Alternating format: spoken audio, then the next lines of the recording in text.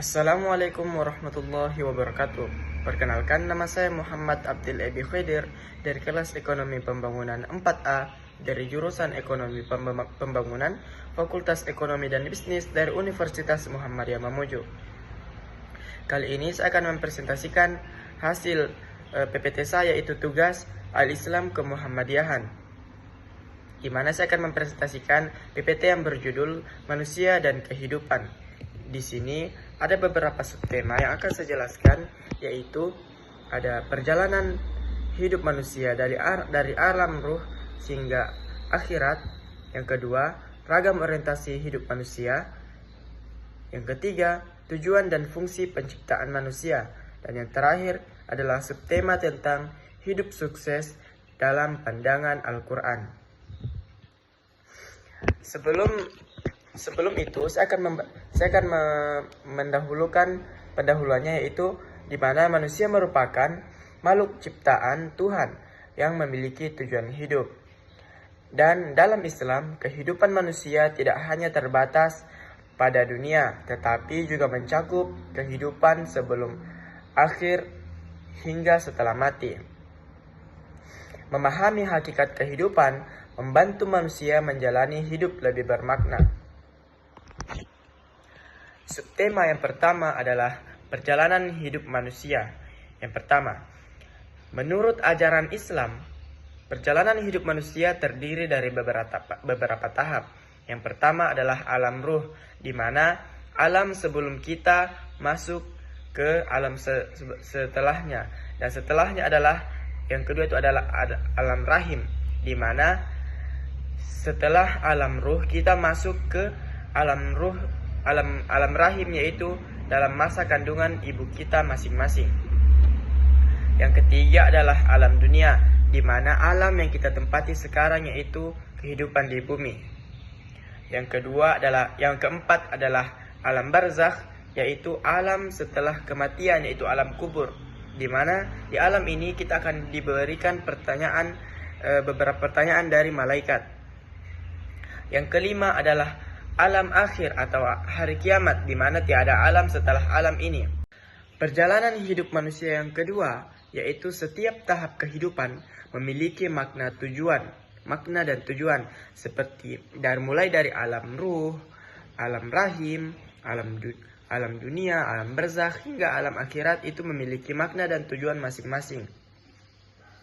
Kehidupan di dunia adalah kesempatan bagi manusia untuk beribadah dan berbuat baik.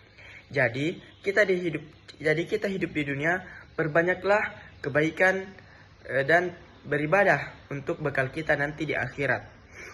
Amalan manusia di dunia akan dipertanggungjawabkan di akhirat. Sebagaimana kita sebutkan tadi, bahwa kita harus memperbanyak amalan selagi kita sempat hidup di manusia untuk bekal kita nanti di alam akhirat dan untuk kita pertanggungjawabkan nanti di sana. Subtema yang berikutnya adalah ragam orientasi hidup manusia. Orientasi hidup dapat berbeda-beda, antara lain orientasi duniawi, yaitu mengejar kekayaan, jabatan, dan kesenangan.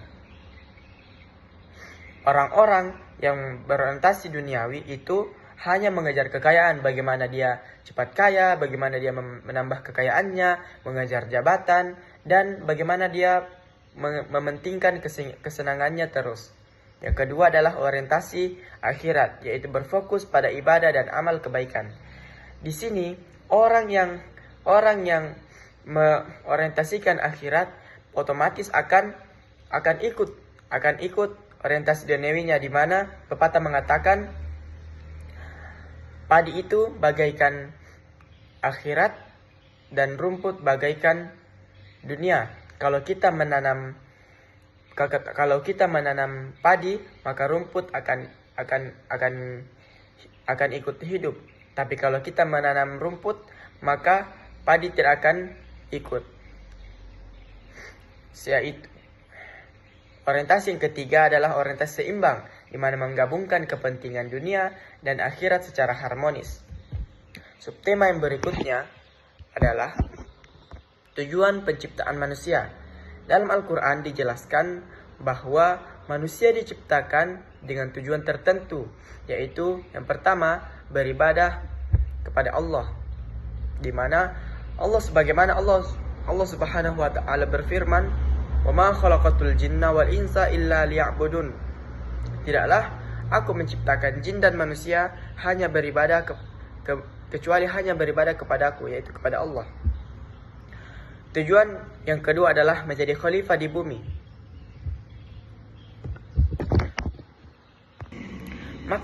Maksud dari menjadi khalifah di bumi adalah yaitu kita diciptakan di dunia dengan diberi tugas yang sangat mulia, yaitu mengurus, mengelola, memanfaatkan dan menjaga alam untuk kemaslahatan kita di dunia.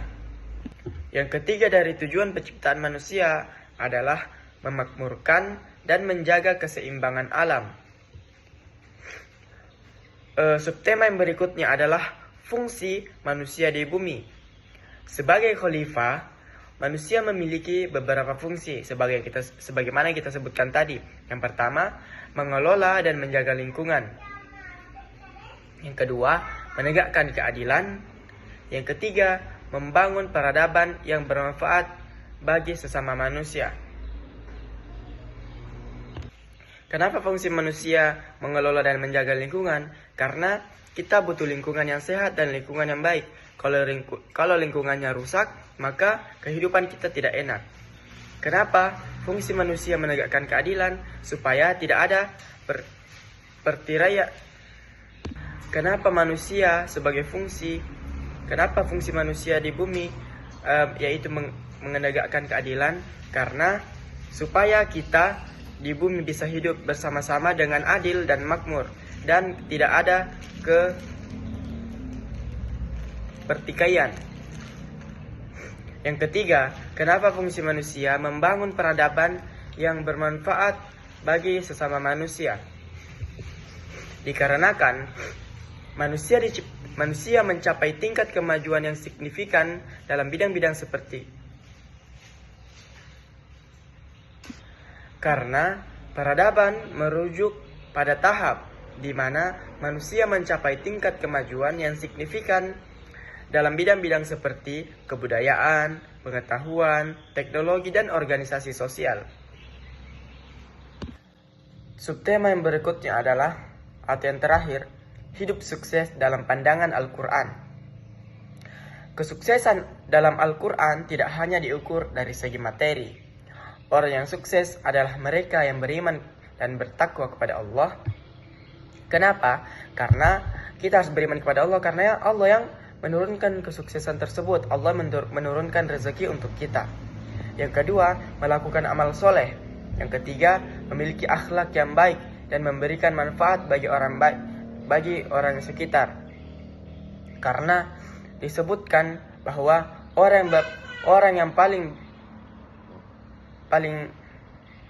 karena disebutkan dalam hadis adalah sebaik manusia adalah mereka yang bermanfaat bagi manusia lainnya. Kesimpulan dari PPT yang saya presentasikan ini adalah manusia memiliki perjalanan hidup yang panjang dari alam ruh hingga hari akhirat nanti. Serta memahami tujuan penciptaan manusia membantu kita menjalani kehidupan dengan baik. Dan kesuksesan sejati adalah keseimbangan antara kehidupan dunia dan kebahagiaan akhirat. Mungkin itu saja yang bisa saya sampaikan. Kurang dan lebihnya mohon dimaafkan, karena kekurangan itu murni datangnya dari saya dan kebenaran itu datangnya dari Allah. Saya akhiri dengan ucapan billahi fi sabilil haq fastabiqul khairat. Assalamualaikum warahmatullahi wabarakatuh.